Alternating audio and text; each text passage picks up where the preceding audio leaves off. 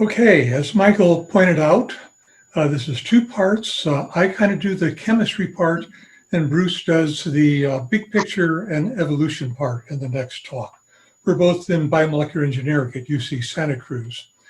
Now we're going to talk about water, and we're going to ask a question that has not been often asked, and that is, did life begin in salty seawater, as is pretty much the paradigm, or did it begin in fresh water associated with hydrothermal fields on volcanic land masses? So we've really been thinking about this, and in particular been thinking about how this affects things like polymer synthesis that Don talked about. Somehow RNA or something like it was put together on the early Earth, presumably by a non-enzymatic process, and that had to happen in the presence of one of these two kinds of water. So the two kinds of water that everybody kind of knows about are the black smokers and the alkaline vents, and there's a lot of proposals that there are ways in the chemical energy, particularly of the alkaline vents, could be used to drive a primitive metabolism. On the other hand, we have hydrothermal fields that are produced by precipitation onto volcanic land masses. This particular one is Bumpus Hell up on Mount Lassen, a few hours drive north of where I'm living, and Bruce and I use this as a field site, in fact. So there's the two kinds of water. And, we tend to think life requires water these days. It doesn't matter what kind of water it is, but we think that it really does matter, and I'm going to make that case. So looking back 4 billion years in time, we came up with this little image that shows what we have in our heads about a hydrothermal field on the early Earth. We have a delivery of organic materials to a volcanic landmass where they become concentrated.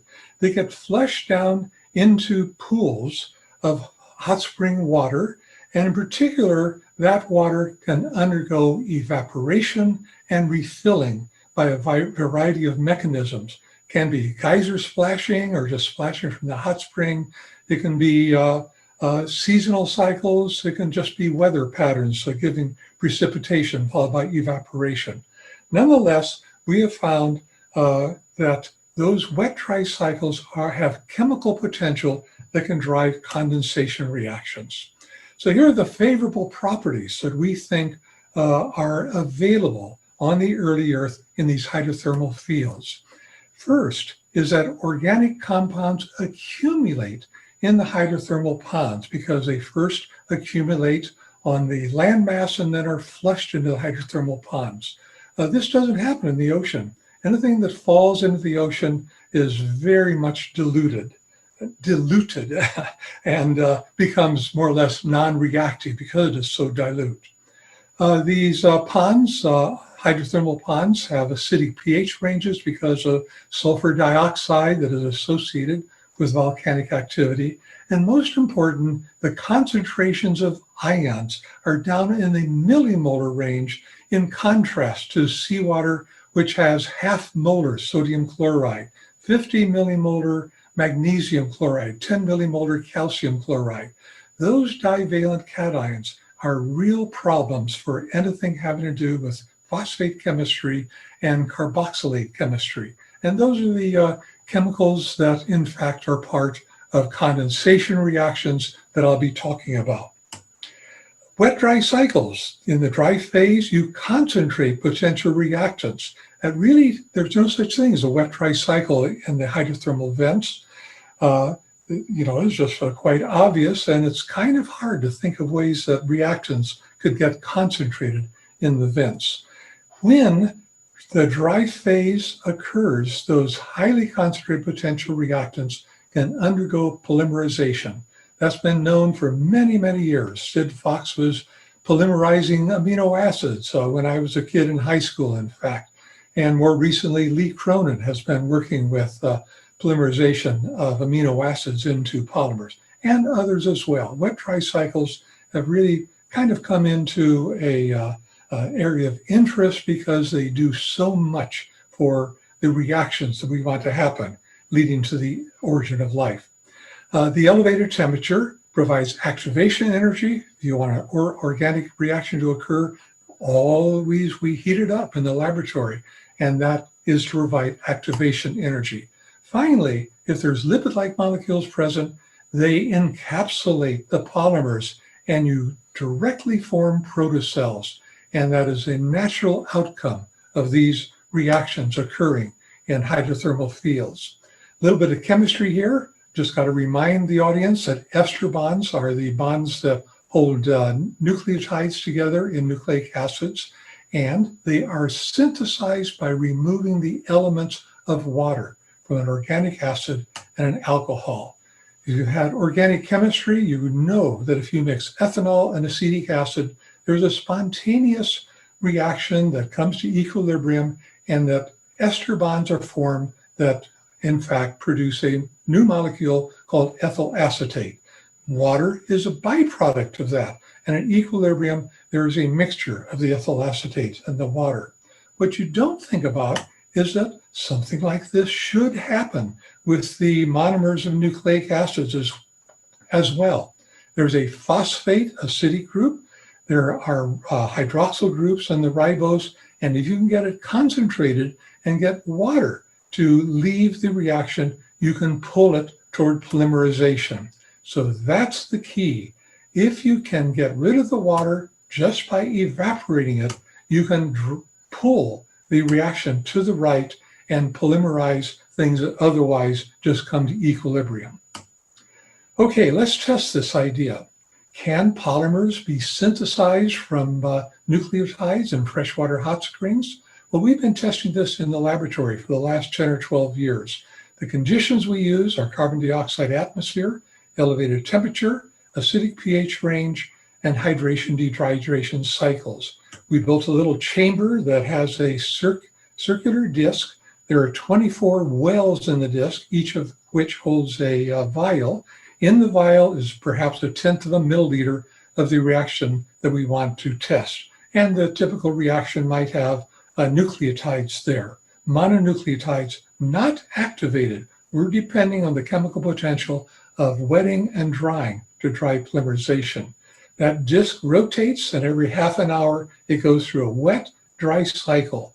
The carbon dioxide dries the reactants, then there's a hydration that occurs elsewhere as it moves by a constant drip from just a little syringe putting water into the system. And of course, there's a heat source that brings it up to a typical range of 80 to 85 degrees C. So let's put in some mononucleotides. We can have a lipid matrix if we want. This particular one that I'm going to show you had lipid matrix. Acid pH is required. You really need to protonate the phosphate to be able to get water condensation reaction to come off. Multiple wet-dry cycles are also required. This really doesn't happen just by going to equilibrium. You have to pump it with wet-dry cycling. You get some products, we isolate them, we label it with radioactive phosphate, and then we do gel electrophoresis. Very important. If we have made something resembling RNA in this very simple way, it should be recognized by the enzymes used to label the polymer with radioactive phosphate from ATP. So this is how you do it. There's a well-known method for radioactively labeling RNA and DNA for that matter. You put your RNA in with alkaline phosphatase, T4 kinase, radioactive phosphate, you end up with a radioactive phosphorus on the end of the RNA. Then you do a gel, and look, this was done 12 years ago. Every time Sudha Rajamani ran this, each of those times we got polymers, and those dark areas are the radioactive labeled polymers that were made by multiple cycles. I can't take time to show you everything in this slide, but just get across the idea that this does work. We can also see the polymers with ethidium dye or cybersafe dye. If you look in the panel to the left, you see a mixture of poly A and poly U that makes a double helix that can be stained with an intercalating dye like ethidium. The polymers by themselves don't stain with the dye. And there, clear to the right, is our product, also staining with lithium bromide. You can stain it with CyberSafe as well.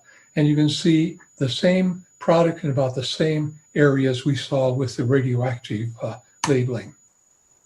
Now, this is kind of new. We have the ability to do nanopore sequencing of DNA and RNA in the lab. Just quickly, with the DNA, there's a helicase enzyme that unwinds a double helix. It goes into a nanopore, and that nanopore is in a membrane that has a voltage across it. So the helicase unzips the DNA into a single strand, and the voltage helps pull it through. If you look at that little inset to the right, you can see the picoamp modulations of the ionic current. Those are base specific, and that lets us sequence the piece of DNA that is being unwound. This is what it looks like when we form DNA now, not RNA, where the enzymes are going to recognize DNA. There's enzymes that are used for the nanopore sequencing, so we had to make DNA. So we have thymidine monophosphate. It's going to go through multiple wet-dry cycles. We're going to expect to get oligothymidyllic acid, varying chain lengths. We have to attach that to a known DNA because the oligothymidyllics are too short to be sequenced with the MinION sequencer that I'm going to show you in just a minute. So the ligate to known DNA, and that's what we put into the MinION. Here's a MinION in use. It's a little handheld device. Plug it into your laptop.